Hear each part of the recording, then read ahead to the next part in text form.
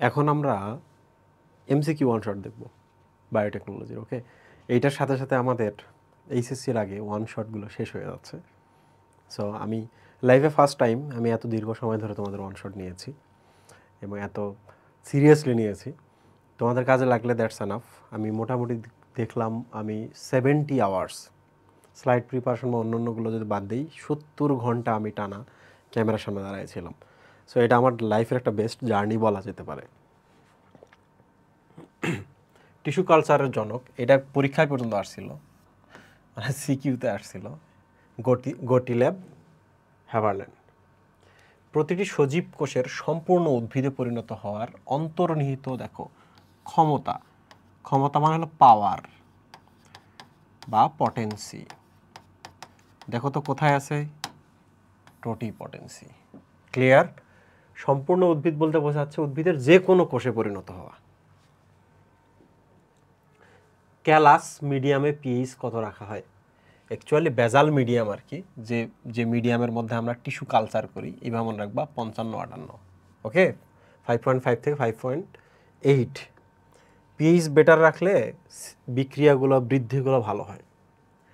Cybrid শব্দটি নিচের কোন প্রক্রিয়ার সাথে জড়িত? দেখো, সাইব্রিড শব্দটি হচ্ছে সাইটোপ্লাজমের মিলন। ওকে, তো এটাকে আমরা বলি সোমাটিক হাইব্রিডও বলা যেতে পারে, মানে সোমাটিক সেল থেকে আমরা করি, নট গ্যামিট, শুক্রাণু নির্মাণ না। তো এইটা করা হয়েছে টিস্যু কালচারে। তো এইটা কিন্তু পরীক্ষায় আসতে পারে, হোয়াট ইজ হাইব্রিড আর সোমাটিক হাইব্রিড কী জিনিস। সোমাটিক সেলের দুইটা সাইটোপ্লাজম একসাথে করাকে বলা হয় সোমাটিক হাইব্রিড। ইনসুলিন তৈরি করা হয় অগ্নাশয়ের কোন কোষ থেকে? ইনসুলিন তৈরি হয় বিটা কোষ থেকে। আলফা কোষ থেকে আসে গ্লুকাগন। রিকম্বিনেন্ট ডিএনএর ধাপ কোনটি? দেখো, এটা খুবই কমপ্লিকেটেড একটা কোশ্চেন। এক্সপ্লান্ট সংগ্রহ করে কর্তন, তারপর হচ্ছে বাহক দ্বারা জিন খণ্ড করা। দেখো, বাহক দ্বারা তো জিন খণ্ড করা হয় না, রেস্ট্রিকশন এনজাইম দ্বারা জিন খণ্ড করা হয়, তাহলে এটা হচ্ছে না। অনুচারায়, তাহলে এটা তো টিস্যু কালচারে চলে যাচ্ছে, তাহলে এটাও হচ্ছে না। লাইগেজ এনজাইমের ব্যবহার, আচ্ছা লাইগেজ এনজাইমের আমরা ব্যবহার করি। এক্সপ্লান্ট সংগ্রহ করে কর্তন, তো এইটা একটা কমপ্লিকেটেড কোশ্চেন যে শব্দগুলো ঠিকঠাক ব্যবহার করা হয়নি। এক্সপ্লান্ট অ্যাকচুয়ালি টিস্যু কালচারের ক্ষেত্রে ব্যবহার করা হয়েছে, বুঝছো? টিস্যু কালচারের ক্ষেত্রে ব্যবহার করা হয়েছে, এক্সপ্লান্ট তো টিস্যু কালচারে। সো এটা রিকম্বিনেন্ট ডিএনএ টেকনোলজিতে আসার কথা না। সো এইটা হচ্ছে উত্তর। এর ধাপ কোনটি? লাইগেজ এনজাইম ব্যবহার করে আমরা যেটা করি, প্লাজমিডটা এবং কাঙ্ক্ষিত ডিএনএটাকে আমরা একসাথে অ্যাড করি। জৈবনিক ছুরি কোনটি? জৈবনিক ছুরির আরেক নাম হলো মলিকিউলার সিজার। সিজার বলা যেতে পারে আণবিক কাঁচি। আণবিক কাঁচি, কারণ এটা কাটতে পারে। কি কাটতে পারে? নির্দিষ্ট বেস সিকোয়েন্স কেটে দিতে পারে, সুনির্দিষ্ট, যেখানে সেখানে কিন্তু কাটে না, সুনির্দিষ্ট জায়গায়। আণবিক বলতে এটা একটা অণু বা এটা একটা হচ্ছে এনজাইম। কোনটা সেটা? Restriction enzyme. বলো তো রেস্ট্রিকশন এনজাইমের আরেকটা নাম কি? রেস্ট্রিকশন এন্ডোনিউক্লিয়েস। এন্ডোনিউক্লিয়েস।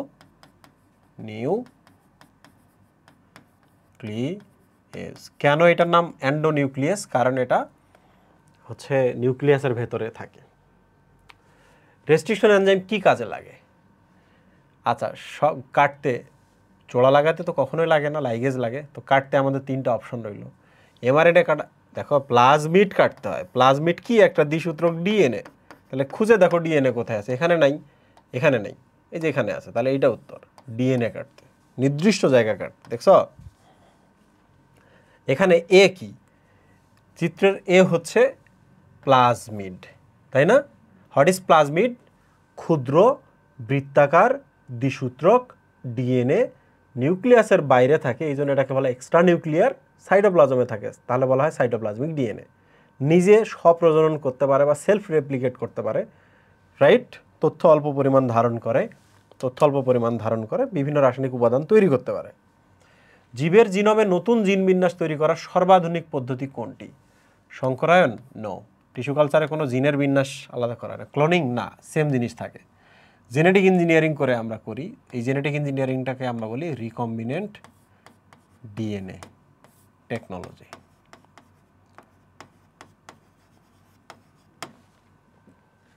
নিচের কোনটি রেস্ট্রিকশন এন্ডোনিউক্লিয়াস? দেখো এই বানান ভুল এখানে, ইকো আর আই, এই যে এটা অতিরিক্ত দিয়েছে। ব্যাম এইচ আই, এইটা অতিরিক্ত দিয়েছে, এটাও ভুল।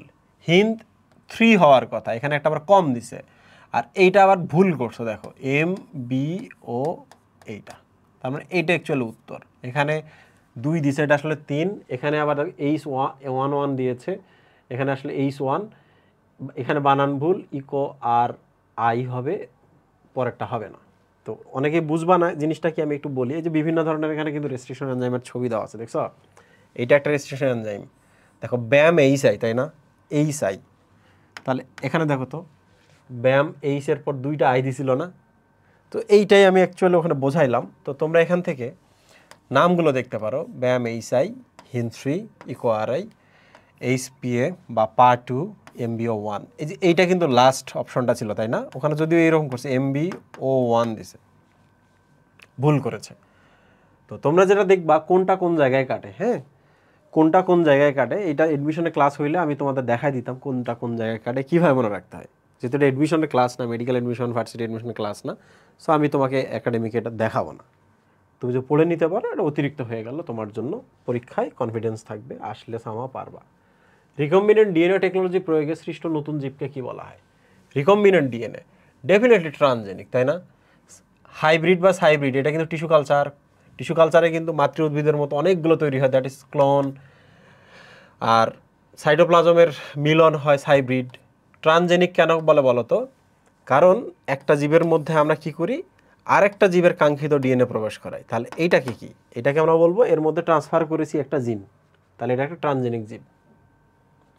কোনটি মানুষের শরীরে ভাইরাসের সংক্রমণ এবং ক্যান্সার? ভাইরাসের সংক্রমণ আসলেই ইন্টারফেরন সবার আগে চলে আসে, তাই না? সোমাটোস্টেটিনের কাজ কি বলতো? সোমা মানে হচ্ছে দেহ, তাহলে এটা দৈহিক বৃদ্ধিতে আমরা ব্যবহার করি, যাদের বামন বা বেটে বৃদ্ধি কম হয় তাদের ক্ষেত্রে আমরা এটা দিই। ইনসুলিন কি করি? ইনসুলিন ইউজুয়ালি আমাদের রক্তে যদি শর্করা বা গ্লুকোজের পরিমাণ বেড়ে যায় তাহলে আমাদের ডায়াবেটিস হয়।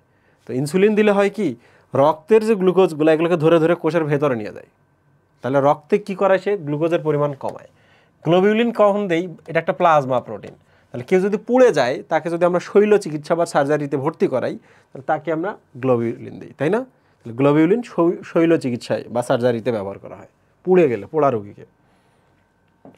জীব প্রযুক্তির মাধ্যমে ইকোলি ব্যাকটেরিয়া ব্যবহার করে নিচের কোনটি উৎপাদন করা হয়? দেখবা ইনসুলিনে ইকোলাই ব্যাকটেরিয়া কিন্তু আমরা ব্যবহার করি। মানবদেহে ইনসুলিন হরমোনের কাজ কি? একটু আগেই বললাম, আমাদের রক্তে যা খাবো এই গ্লুকোজ বেড়ে যায়, গ্লুকোজ বেড়ে যায়। তো এটা আমাদের কোষ ইনসুলিনটাই যে এখানে থাকে, এই যে ইনসুলিন দেখছো, এই যে ইনসুলিন গ্লুকোজটাকে ভেতরে দিয়ে দেয়। তাহলে বলো তো কি করলো? গ্লুকোজ এখানে কমলো না, এখন রক্তে গ্লুকোজের পরিমাণ কমায়। রক্তে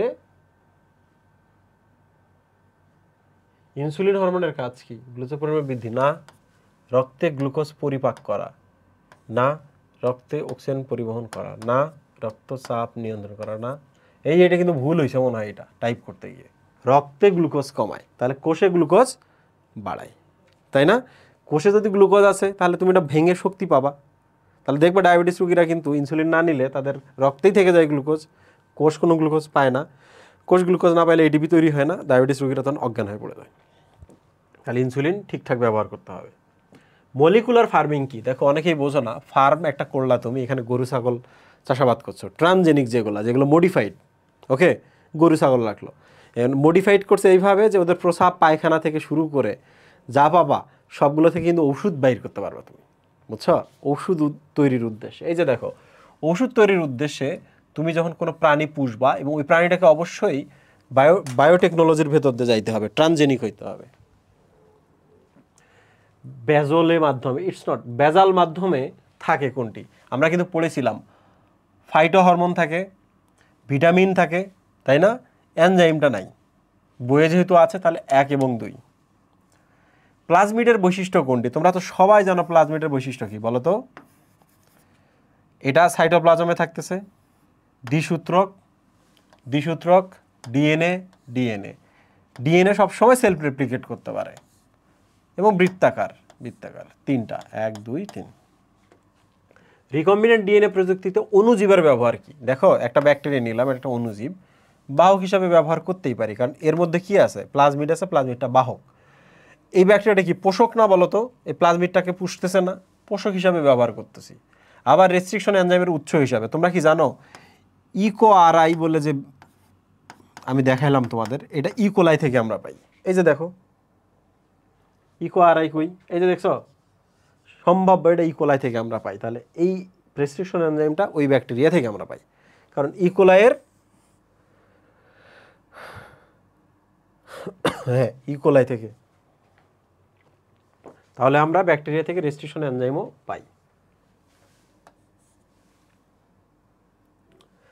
কৃষিক্ষেত্রে জীব প্রযুক্তির ব্যবহার দেখো, অধিক সালোক সংশ্লেষণকারী জাত উৎপাদন, ধরে নিলাম এইটা না, ধরে নিলাম না, কারণ এই ধরনের আমরা কোনো কিছু পড়ি না। অধিক কার্বন নিঃসরণকারী জাত উৎপাদন, এটা খারাপ তো পরিবেশের জন্য, তাই না? তাহলে এটা আমাদের কৃষিক্ষেত্রে জীব প্রযুক্তির ব্যবহার নয়। অধিক পরিমাণ নাইট্রোজেন সংবন্ধনকারী, এটা ঠিক আছে। তাহলে একটা উত্তর, কিন্তু আমাকে তো আরেকটা উত্তর লাগবে, তাহলে এইটা দিব। এটার থেকে কিন্তু এইটার থেকে এটা বেটার, এটা তো খারাপ, তাহলে এইটা হচ্ছে। জিন ক্লোনিং পদ্ধতিতে কি করা হয়? জিন ক্লোনিং পদ্ধতিতে আমরা কাঙ্ক্ষিত জিন, হ্যাঁ কাঙ্ক্ষিত জিন সংগ্রহ করা হয়। ডেফিনেটলি বাহক নির্বাচন করতে হয়, ঠিক আছে। পোষক হিসাবে ছত্রাক, আরে ভুলেও না ব্যাকটেরিয়া, তাহলে এটা ভুল। 1-2। জিন ক্লোনিং প্রক্রিয়ায় ব্যবহৃত জৈবিক উপকরণ সমূহ কি জিনিস? জিন ক্লোনিং কাঙ্ক্ষিত ডিএনএ ক্ষণক লাগবে, অবশ্যই লাগবে। মাতৃ ডিএনএ না, আর মাতৃ ডিএনএ আমার লাগবে না। প্লাজমিড লাগবে, অবশ্যই প্লাজমিড লাগবে। প্লাজমিডের ভেতরে আমরা কাঙ্ক্ষিত ডিএনএ খণ্ডকটা অ্যাড করে দিব, এরপরে ক্লোন হইতে থাকবে। মাতৃ ডিএনএ তো লাগবে না, এই মাতৃ ডিএনএ এইটা আমার তো এটা লাগতেছে, আমার কাঙ্ক্ষিত ডিএনএ এতটুকু লাগতেছে, কাঙ্ক্ষিত ডিএনএটা এতটুকু লাগতেছে, এইটা আমরা একটা প্লাজমিডের মধ্যে অ্যাড করে দিলাম, প্লাজমিডের মধ্যে অ্যাড করে দিলাম। তাহলে একটা ব্যাকটেরিয়ার মধ্যে যদি দিয়ে দিই, এই ব্যাকটেরিয়া যখন লাখ লাখ লাখ লাখ হবে, তখন সবার মধ্যে আমরা এই ক্লোনটা পাবো, সেম ডিএনএর ক্লোনটা পাবো। চিত্রে এ চিহ্নিত অংশটি হলো, এটা কি ক্যালাস, কারণ এটা সুনির্দিষ্ট শেপ নাই, ওটা সারাও বোঝা যাইতেছে না, সেলও বোঝা যাইতেছে না। What is explant? সংগৃহীত মাতৃ উদ্ভিদ থেকে সংগৃহীত কোষকে বলা, টিস্যুকে বলা হচ্ছে এক্সপ্লান্ট, তাই না? বিটি বেগুন উৎপন্ন করার জন্য এই যে এটা বেসিলাস থুরিনজিয়েন্সিস। জিনোম সিকোয়েন্স প্রয়োগ করা হয় অপরাধী শনাক্তকরণ, ডেফিনেটলি ক্যান্সার গবেষণায় জিনোম সিকোয়েন্স ব্যবহার করা হয় উদ্ভিদের মান উন্নয়নে। আর ডেফিনেটলি এগুলো যে কোনো কিছু করতে গেলে, ভালো জিনিস করতে গেলে তুমি কিন্তু জিনোমের সিকোয়েন্সটা জানতে হবে। জিনোমটা কীভাবে থাকে, তাদের সিকোয়েন্স যদি জানো, তাহলে ওখান থেকে তুমি ডিএনএ তুমি কী করতে পারবা, এক্সট্রাক্ট করতে পারবা, নিজের মতো করে সোর্সিং করতে পারবা, করে ওইটা তুমি গবেষণায় কাজে লাগাইতে পারবা। সো আমার কাছে মনে হচ্ছে এগুলো সবগুলাই হ্যাঁ। প্লাজমিডের ক্ষেত্রে প্রযোজ্য, দেখো হেয়ার ইজ প্লাজমিড, আমি আরেকবার বলি, নিউক্লিয়াস এইটা ধরা যাক, নিউক্লিয়য়েড বা নিউক্লিয়াস, দেখো তো হচ্ছে কি না। 1 ক্রোমোজোম বহির্ভূত, মানে ক্রোমোজোমের বাইরে, এদিকে ডেফিনেটলি ডিএনএ, স্বপ্রজননক্ষম, হ্যাঁ সেলফ রেপ্লিকেট করতে আর বৃত্তাকার, ঠিক আছে। 1 2 3। উদ্দীপকে এ ধাপ কোনটি? এখানে তো উদ্দীপক কোথায়? আচ্ছা সমস্যা নাই, তোমার যখন উদ্দীপকটা থাকবে তুমি কিন্তু ইজিলি এ ধাপটা খুঁজে বাইর করতে পারবা, তো চিন্তার কিছু নাই তোমার এখানে। উদ্দীপক প্রক্রিয়ার প্রয়োগ, তাহলে দেখো উদ্দীপকটা দেখে বোঝা যাচ্ছে এটা টিস্যু কালচার বোঝাচ্ছে, তাহলে টিস্যু কালচারের প্রয়োগটা এখানে আছে না। রোগমুক্ত উদ্ভিদ, হ্যাঁ মেরিস্টেম কালচারের মাধ্যমে আমরা করতে পারি। ট্রানজেনিক উদ্ভিদ সংরক্ষণ, হ্যাঁ ডেফিনেটলি কোনো একটা ট্রানজেনিক উদ্ভিদ তৈরি করলাম, একটা উদ্ভিদ আমি পাইলাম, ওইটাকে আমি টিস্যু কালচারের মাধ্যমে ক্লোন করতে পারবো অনেকগুলো, তাই না? টিস্যু কালচারের মাধ্যমে। বিলুপ্ত প্রায় উদ্ভিদ সংরক্ষণ, এটাও ঠিক আছে। সো ডান, এই ছিল আমাদের জার্নি। আশা করছি তোমরা ভালো করে প্রিপারেশন নিবা, যখনই পড়ো যেভাবেই পড়ো তোমরা আমার জানাবা। এইচএসসি পরীক্ষা দেওয়ার পর, এইচএসসি পরীক্ষা যেদিন দিবা, বা বিশেষ করে বায়োলজি পরীক্ষা দিয়ে আসার পর আমার প্রশ্নের ছবি তুলে পাঠাবো, আমি তোমাদের প্রশ্নগুলো সলভ করে দিব, এবং আমি ওই সময় দেখাবো যে তোমাদের আসলে কি এই ওয়ান শটগুলো করে লাভ হয়েছে কি না, এখানে আমরা ওই জিনিসগুলো নিয়ে আলোচনা করেছি কিনা। ওকে। আর তোমরা অনেকেই আমাকে জিজ্ঞেস করো, ভাই আপনাকে কোথায় পাবো, বা এতদিন পাই নাই। অনেকেই না, আমাকে জিজ্ঞেস করছে আর কি এরকম। ইউজুয়ালি আমি কোথায় থাকি, আমি বায়োলজি হেটার্স, দ্যাট মিনস হচ্ছে ওই গ্রুপটাতে ফেসবুকে, ওখানে তুমি আমারে পাবা। বাট তুমি যদি আমাকে খুঁজতে চাও তাহলে 2টা জায়গায় যাবা, একটা টেস্টিফাই অ্যাপে যাবা যেখানে আমার এক্সামগুলো পাবা, আর toparon.com-এ যাবা, আমার কোর্সগুলো ওখানে পাবা। ফ্রি কোর্স আছে, বিভিন্ন ধরনের কোর্সেস আছে। যারা ভার্সিটি অ্যাডমিশনে যাবে, আই ডোন্ট নো এবার ভার্সিটি অ্যাডমিশন আমি কী করবো, বাট যারা মেডিকেল অ্যাডমিশনে যাবে, মেডিট্রুপস বলে একটা অর্গানাইজেশন আছে যেটা বিপির ওয়েবসাইটে লঞ্চ হয়, আমি বিপির সাথে এই কোর্স কোলাবোরেশনে আছি। তুমি গেলে মেডিট্রুপসে আমাকে পাবা, বিশেষ করে যদি মেডিকেলের প্রিপারেশন নিয়ে নাও। আর ইঞ্জিনিয়ারিংয়ে যদি প্রিপারেশন নাও, ফোর্সে আমি আছি, যেখানে আমি ইঞ্জিনিয়ারিংয়ের ব্যাকআপ বায়োলজিটা করে দিচ্ছি, যাতে কোনো কারণে ইঞ্জিনিয়ারিংয়ে খারাপ হোক যাই হোক, মেডিকেল ইউনিভার্সিটিগুলোতে পরীক্ষা দিলে যেন তুমি বায়োলজিটা অনেক দূর আগায় নিয়ে যাইতে পারো তোমার। কোথায় কোথায় আছি, ই4সে আছি, মেডিট্রুপসে আছি। মেডিট্রুপসে এই দুইটার মাধ্যমে আমি বিপির সাথে অ্যাজ এ কোর্স কোলাবোরেটর হিসেবে আছি। এছাড়া আমি একজন স্বাধীন স্বতন্ত্র মানুষ, আমি সবসময় বায়োলজি হেডার্সে। বুঝতে পেরেছো? এছাড়া আমার আর কোনো কোলাবোরেশন নেই, আমি এখন স্বাধীন। তো তোমাদের জন্য দোয়া রইল, তোমরা খুব ভালো করো। আর কোনো যদি প্রশ্ন থাকে অবশ্যই এই সব জায়গায় বলবা। আর আমি গত দিনে বলেছিলাম যে তোমাদের যদি এমন হয় যে এইচএসসি পরীক্ষা যখন চলবে, ধরা যাক 3 দিন পরে হচ্ছে তোমার বোটানি কিংবা জুলজি, এমন যদি আমি সুযোগ পাই, আমি যদি পারি যে 200-300 বা 200 এমসিকিউ আমি তোমাকে দ্রুত সলভ করে দেবো, এইটা দেখবা যে পরীক্ষার মেজর প্রশ্ন চলে আসে। 25টা প্রশ্ন মধ্যে সবসময় 22-23টা প্রশ্ন কমন পাওয়া যায়। বুঝছো? এই হলো বিষয়। থ্যাংক ইউ সবাইকে, আবার দেখা হবে ইনশাল্লাহ। আল্লাহ হাফিজ।